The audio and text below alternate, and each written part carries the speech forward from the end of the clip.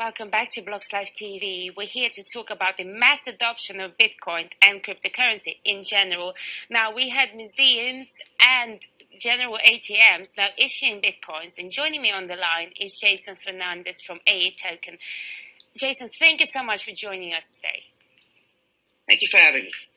Now, how would you describe the change? And suddenly you have major museums, major high street chains adopting Bitcoin, saying that that's fine, pay us. Yeah, I think Bitcoin over the past several years has become more and more mainstream. So certainly over the last several months, Bitcoin has stayed mostly stable, hovering around the 6,300 to 6,500 mark, and I think that has really helped it grow in adoption. Like investors really like high growth, but they really price stability over everything. So I think Bitcoin has proven over this past several years that it's something legitimate, and it's something that's growing. And a lot of people see it as the original cryptocurrency. So if you believe in cryptocurrency in general, you pretty much have to believe in Bitcoin, and you know that that's going to be successful. So over the past few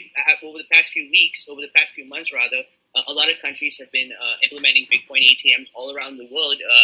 And in fact, even on the Hollywood Walk of Stars. And I think it's basically a reflection of this mainstreaming of Bitcoin that's been happening over the past several months.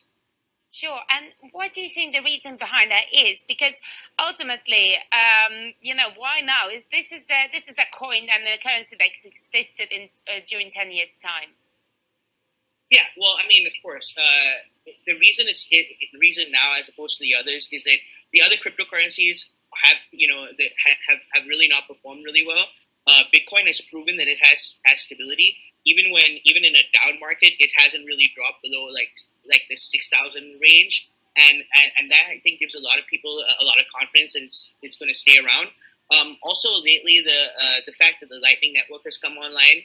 A lot of people have been using that to great effect. There's a hacker in Brazil, Ricardo Reyes, who's shown how you can use the Lightning Network and Bitcoin to buy like a Coke from a vending machine, for example.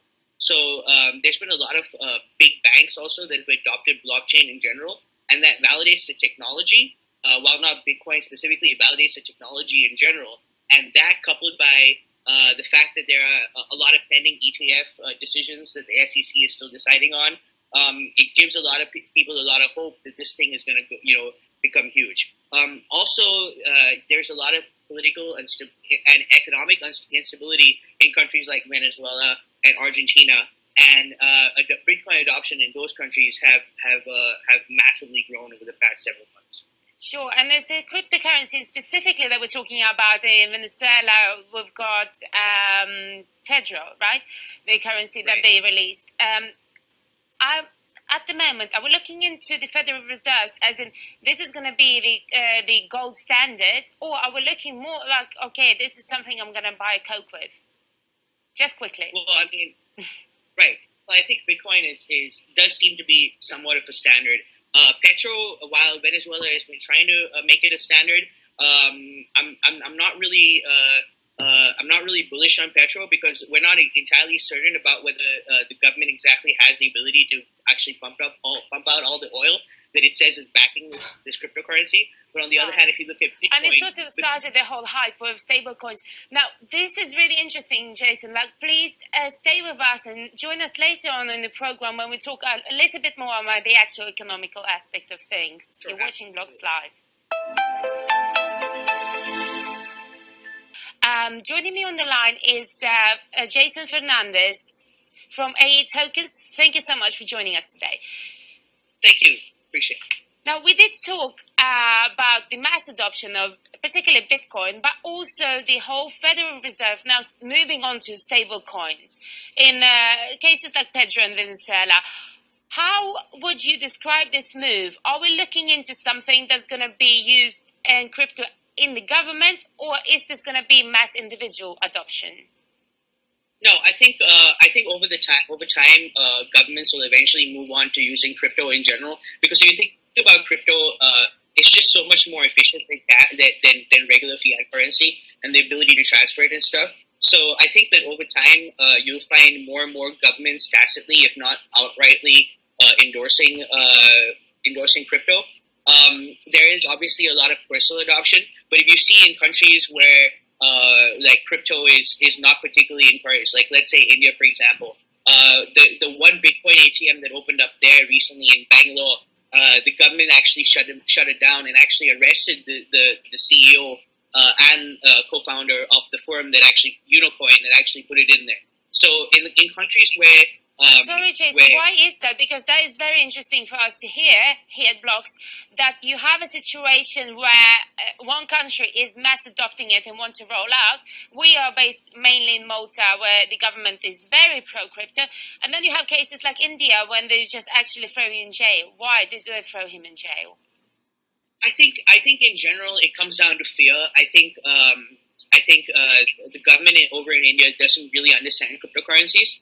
And I think for the most part, it comes down to like a fear of stuff like money laundering and terrorist financing, which I've never really felt that there's so many easier ways that these things are funded, for example. And this doesn't seem to be a problem in countries that are massive targets like the United States. I don't see how it can legitimately be a problem in a country like India. But the fact is, their attitude, the Indian government's attitude, for example, towards crypto has been really hostile, and a lot of people have been, got into all sorts of problems. Pretty much everybody that has anything to do with crypto is being chased out of this country, which I mean, obviously benefits other countries like Malta, for example, where AE token is out of. And a lot of other countries that have taken a more positive view towards crypto, a lot of the companies are going to go there. The number one exchange in India, ZPay, actually shut down in India and opened up in Malta.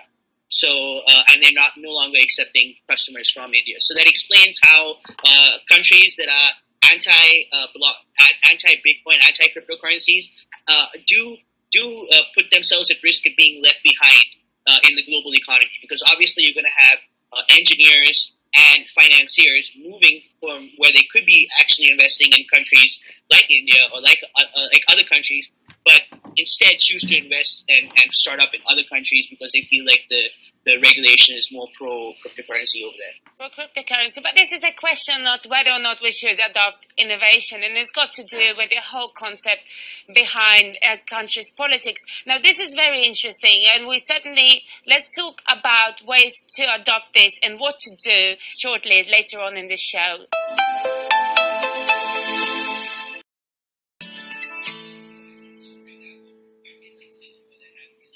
Welcome back. We are here to talk about ways cryptocurrency is adopted, particularly Bitcoin. And we've seen massive changes in the US. In Malta, the government is very pro. Now, joining me on the line is Jason Fernandes from AE Tokens. Thank you so much. We talked earlier in the show about ways the governments are adopting in different ways, and they are so different all over the place. Now, if we just take the case of cryptocurrency, what would be the benefits and disadvantages for our government to be pro-crypto? Well, okay, let's start with the benefits. The benefits are you open yourself up to vast amounts of capital that will be flowing into the country, because you have basically capital goes where it's most wanted. And if it finds a better regulatory atmosphere in a particular country, that country is going to see massive investment. So, for example, countries like Singapore that have really well thought out crypto policies, Malta as well, those countries will see tons of new companies like moving there. Like I said earlier, ZPay has recently moved to Malta.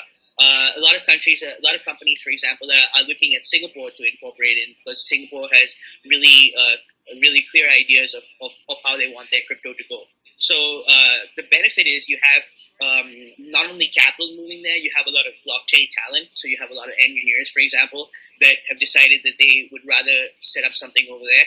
And overall, you'll see a lot of innovation coming from these countries, because if you think of blockchain as the new internet, or like the new .com, there's lots and lots that needs to be done here, and there's massive growth potential.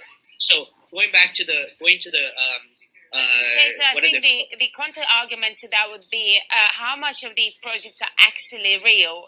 Because one of the big criticisms the blockchain space has had is that nothing real really comes out of it. Yeah, so I've heard that criticism a lot, but there's a lot of full-on active projects, blockchain projects that are live, that are operational. You know, you see even big banks like Canada Bank is looking into blockchain adoption. So I'm not really sure I buy that criticism that there's no real world usage of blockchain. There's plenty of real world usage of blockchain. People are using it to track. People are using it to track packages, for example, like supply chain management. People are also using it, like, for example, the refugee crisis. A lot of the UN is using blockchain to track these refugees and to essentially give them a form of credit. There's plenty. I mean, I could sit here talk forever about actual real world adoption of blockchain. I'm just really not sure why a lot of people say that there's no real world adoption, because I don't think that's true. Sure, and I guess we're left to see here what is going to happen with different governments and different histories and different stories here. I think at Blocks Live here, we're definitely very interested in seeing how these projects evolve, particularly in places like Malta and Singapore, and what's going to be happening next. Now, just in 2 words, is this going to be a success? Is this the new internet? Yeah, absolutely. I think blockchain is the future, and I mean, if you don't jump on board, you're going to be left behind. So the sooner countries get on board, the better it is for them and their economies. And we are here to report on the latest about jumping on board on blockchain here at Blocks Live. Jason, thank you so much for joining us today. It's been a great pleasure talking to you. Now, we'll be watching more on crypto and blockchain in the show. For now, thank you.